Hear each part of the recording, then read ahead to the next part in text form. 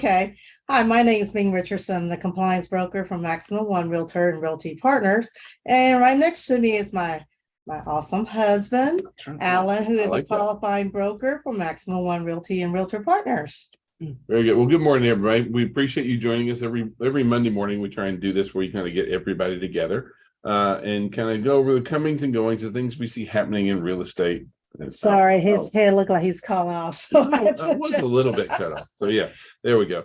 But we want to kind of jump in this week and kind of get into something that we're seeing a lot more of right now, and that is that buyers are saying no pet, no deal. Pets are a big deal. And at the same time, we have a lot of agents who are like, they just kind of poo-poo the whole idea.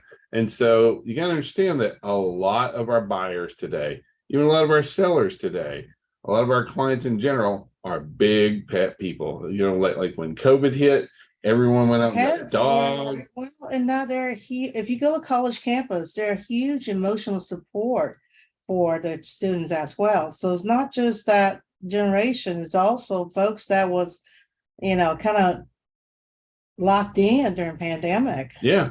I mean, and this has some like real world applications for us in the real estate industry, is that we have to understand that right, 63% of our clients have a pet or plan on owning a pet. 2/3. So 2/3 of every household, and so that's a big concern when 2/3 of your clients are focused on around one particular aspect, and i.e. pet ownership. So both dogs, cats, that kind of stuff. It's a really big deal. Now, at the same time, we have 43% of U.S. households would be willing to move or change their living situation to accommodate their pets, right? Almost half are willing to move if it's better for their pets. So to say that this is not something that people are passionate about is like a huge understatement, right? I mean, before we moved in, we actually built a fence before we can move into our house. Well, but we see that in for those realtors and real estate folks who aren't pet people. You kind of have to understand that this is kind of how it is, right? Like years ago, I used to smoke, and when I smoked, I used to believe that, man, you know what? Like you couldn't smell me when I smoked, and so you couldn't smell me. Yeah, and so folks who aren't pet people are like, pets can't be that big of a deal. Yep, it is a big deal. Buckle up, Buttercup. They are absolutely a big deal, and so we need to understand that in how we interact with our clients and how we look at showings, that kind of stuff. And so, as far as like what are very important aspects of pets, number one, fenced yard. Half of folks want a fenced-in yard. They want a home that's big enough for the house. And pets, if not, they will want a dog park that's nearby that their pets can get some exercise. But flooring, like even in our house, when we did our house, Ming wanted LVP, luxury vinyl plank flooring because of pets. Because they're dogs. They're dogs. Yeah. Wood floor, even though they're timeless, but it doesn't take a couple accidents, they'll stain the wood floor, especially when we work long hours and the dogs are not being able to contain themselves. All right. Not their fault. But as far as our sellers, what are some big deals that we have to make sure that we prepare them for? And so first one is take the animals out of the home for showings. A lot of our pet, like our sellers who have pets, a lot of times they're like, well, we'll just leave them. And we've actually had sellers who like, look, our pit bulls are totally fine. We've never crated them. They won't bother you when we're just gonna leave them in the house. Well, no, you're not. They may be a docile pit bull, but the general perception of certain species do have a reputation. But taking all pets out of the house for showings, even though other pet people, it's still a big deal. We still want to make sure we have that. Who was a professor of anthropologist, so she had a lot of spiders contained. So creepy things. So anyway, we do want to be very conscious about that as far as like moving forward, and being prepared to engage with our buyers and our sellers around pets. It's a big deal for us. Last week the Fed came out last Wednesday as expected, thank you, and they raised the federal funds rate again, and so they only went up a quarter point this time, Wall Street was really pretty much expecting it, that kind of stuff. Everybody But they was. also kind of hinted the fact that this is probably it on the rent increase. I mean, on the increases, that kind of stuff. Just because the economy is slower and job growth and also the inflate, when we did a poll, well, not we, but when the meet the gurus out there did a poll, they're saying that people are really, really concerned about the inflation. Well, and the also real good part here is that real spending is falling in most categories. I mean, we all know the energy prices are up. And the other big one is that housing utilities. The challenge with housing is housing numbers are a year old. Like it takes a full year for the housing numbers to really come down, whereas a lot of other costs are monitored much more closely to the time they're consumed. Well, yeah, I'm with you. But like if you look at this is our headline consumer price index versus the federal funds rate. And so you can see that as soon as the Fed started raising the federal funds, the consumer price index started dropping. And so even though this past week we had a rise, I mean, they raised the federal funds rate. Gosh, what happened with interest rates? They dropped. All right. And they ticked down. So even though, the federal funds rate went up, and that's largely because we're seeing a drop in inflation. And so interest rates are heavily tied to inflation. Inflation is going to continue to keep moving its way down. But if you notice, it's a 30-year that went down, but while 15-year actually went up. And they're doing this because they know that most of your clients and buyers are looking at a 30-year term. Well, and they're trying to help the market. Yeah, we had a lot of volatility in the market last week from one day to the next. We had one day a bank failed, next day this happened, all that kind of stuff. So it's actually, things are very turbulent on that side. The positive news is that as inflation comes down, we're really looking at interest rates doing the same kind of thing. And so one negative that we're kind of seeing right now is that excess savings is also winding down. Well, after pandemic, we all kind of went crazy and went on entertainment, on retail. Well, I mean, we started saving a lot. We saved a lot more though during that time, but we're seeing that tapering down now. And so like that's a big concern. And largely when you put these two together, what is the number one source of down payment for our first time and our repeat buyers? Hands down, savings is the big one. And so we need to understand that being able to save money is a really important aspect for especially for our first time buyers, that kind of stuff. Now, the good news here is that, apartment list just came out. And so, it depends on how you look at when I say it's good news, but like vacancy is up. And so anytime that apartment vacancy goes up, what happens to prices? Whoops. I can't do it. Sorry, man, everyone feel like getting seasick. But what happens when vacancy goes up? Your rental price comes down. Rents come down. And so we've seen where rents have been coming down basically, gosh, for the last year. And so that bodes well. Not that I'm encouraging people, hey, renting is better than buying. That's not what I mean. But when your rental rates go down, you can save more because that's the number one source of funds for our buyers. Now, at the same time, one of the trend that I wanted to kind of talk about, while we're kind of talking about financing is home equity lines of credit, and then also cash out withdrawals. Pre-2006, 2007 crash, like before the crash happened, we saw just a huge uptick in consumer borrowing against their homes. We had a ton of folks that took out, just billions of dollars in equity. And guess what we're not doing right now? We're not doing that now. No, that's not happening at all. Our sellers are building up and saving up that equity. Our sellers today are really, really equity rich. We have a lot of sellers that are poised to really be able to take advantage of carrying forward those amounts. They're just really waiting on those interest rates to come down, and we are seeing that. And so that bodes very, very well for us. And I'll share some information.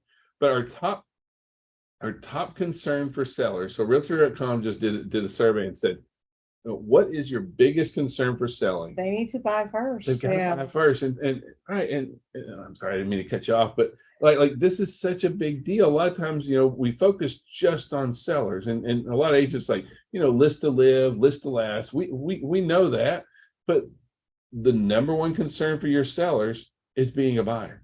They Mhm. have to know where they're going to go. And so, yeah, on one hand, we're seeing a lot more contingency offers and things like that. But if you aren't spending time helping your sellers be a buyer, you're missing the boat here. Absolutely. This is one of the biggest things that you can do, is to make your sellers a buyer. Once they find that property, they are ready to move at that point. But you got, like lead with making your sellers a buyer. It's the number one thing for our sellers right now. Mhm. No worries. All right. Our top 10 migration states in the United States, Georgia comes in at number 6. And so, for last year, Georgia had a net migration, meaning, because you People always going have, in, people going out. yeah, of 80,000 people moved into Georgia last year, more than moved out. I mean, that's the total positive number kind of thing. And so we're the 6th most Desirable. thank you. I'm looking for the words, but they don't want to come out. Kind of thing. It's Monday. So, and that's a really good place for us to be. We're seeing a lot of very positive migration here into Georgia. We got a rising population. We have lower property values. This is I why. don't know. Have you looked at the millage rate lately? Oh, well, okay, we're not going to go there right now. Okay. But overall, if you compare us to like California, New York, things like that, We're still cheap. we're in a really good place. So Yes. now nationally overall, came out at 8% property value increase, and they're looking at a 4.6% trend Forecast for the year. for the year. Yeah. And guess what? That is so normal. I'm like so thankful that like 4.5% is our average annual appreciation for the last 50. And so with us sitting at 4.6% property value appreciation, that's normal. That's where we need to be. And so it's a really good thing. But that being said, it's not the same across the US. Like if you look at like over in California, the West Coast, that kind of They're stuff. actually seeing that, they're seeing a depreciation on their property value. But you can see here in the South, especially here in the South, we have very solid property value appreciation. You will hear about markets where, and you will hear even on the national data that property value is going down, and these are places where the markets are at risk of a home decline. Guess where none of them are?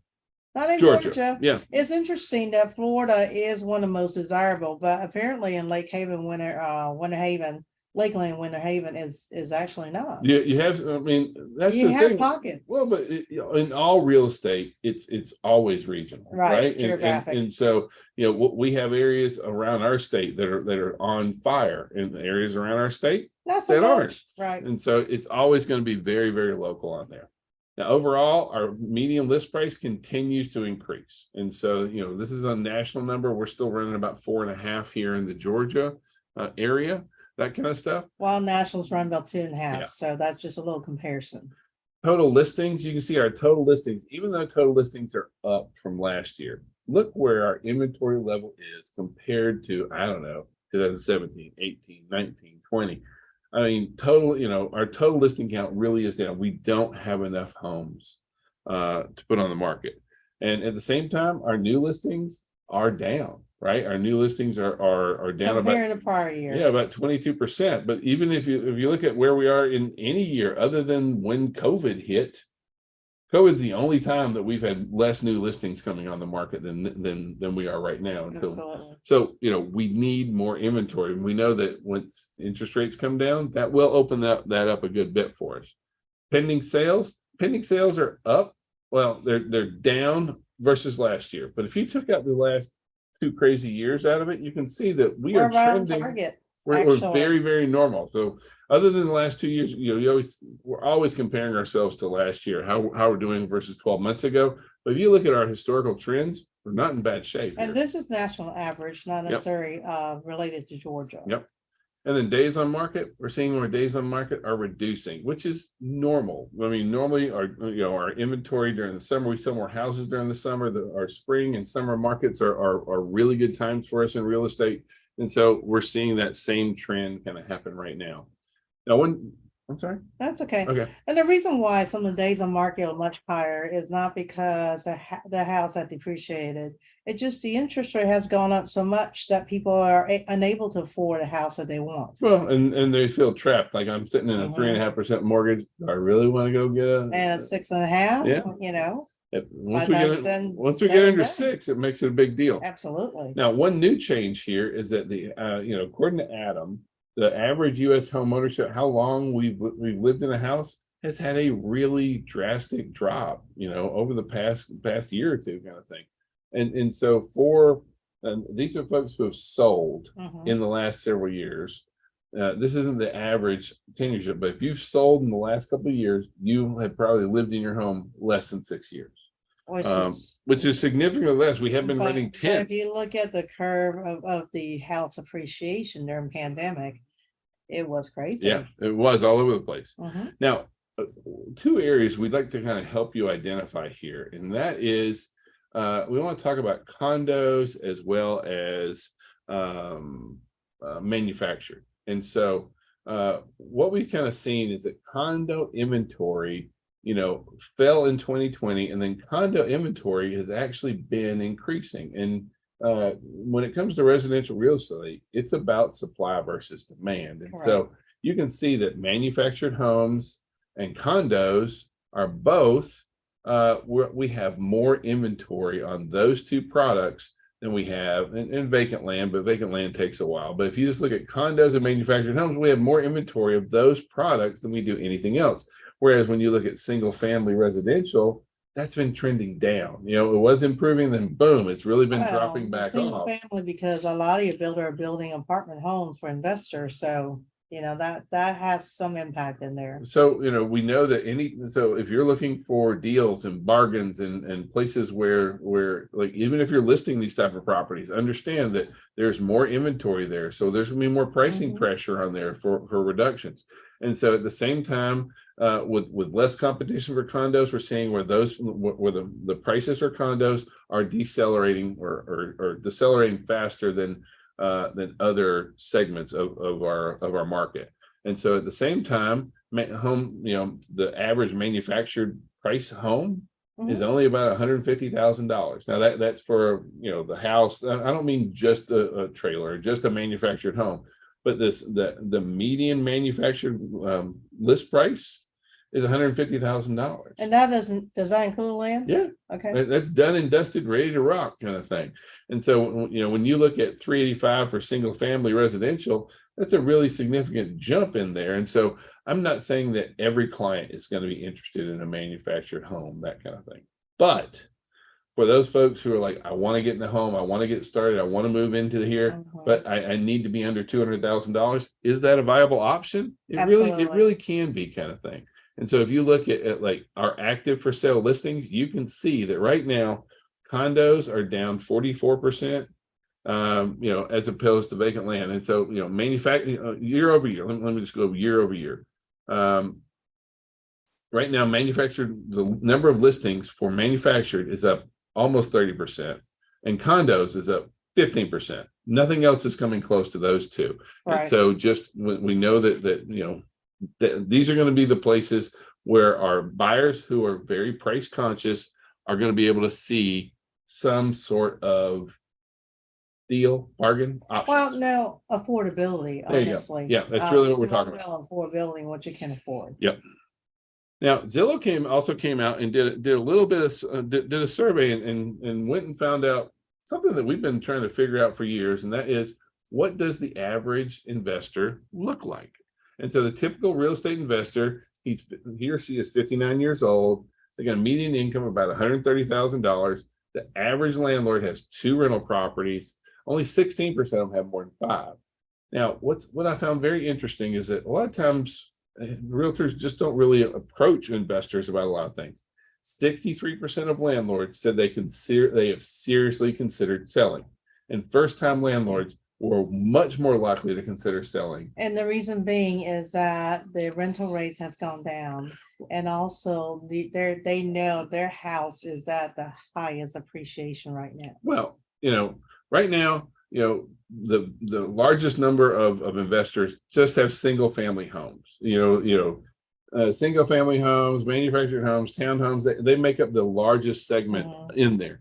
But these were the main kind of touched on it and said, what are the landlord who are the one that does onesie and twosie? What are some of the things that they did not expect?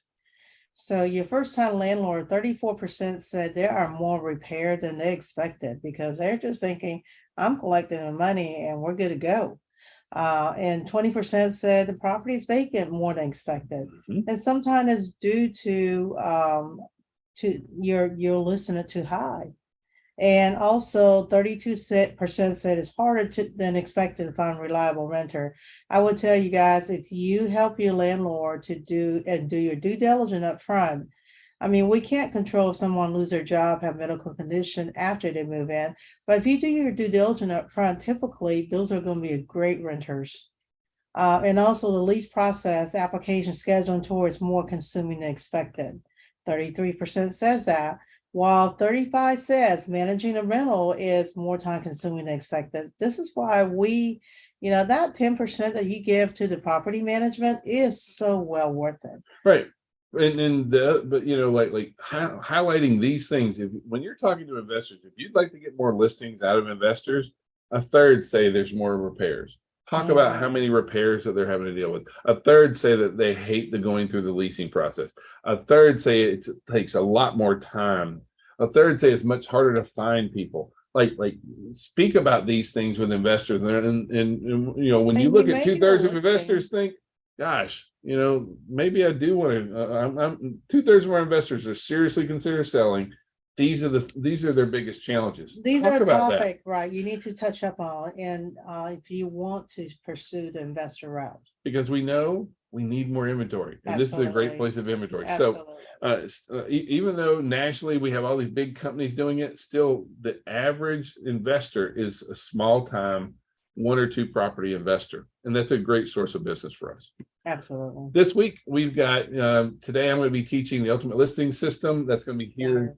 I'm sorry, buyers today. Buyer today. It's going to be in person and virtual. Wednesday's going to be ultimate listing system. But between that, we also have a sales meeting. Even though you're not an agent of ours, I do encourage you to come and see what we're about. Everybody. If you like the backstory, you'll like what we present in sales meeting.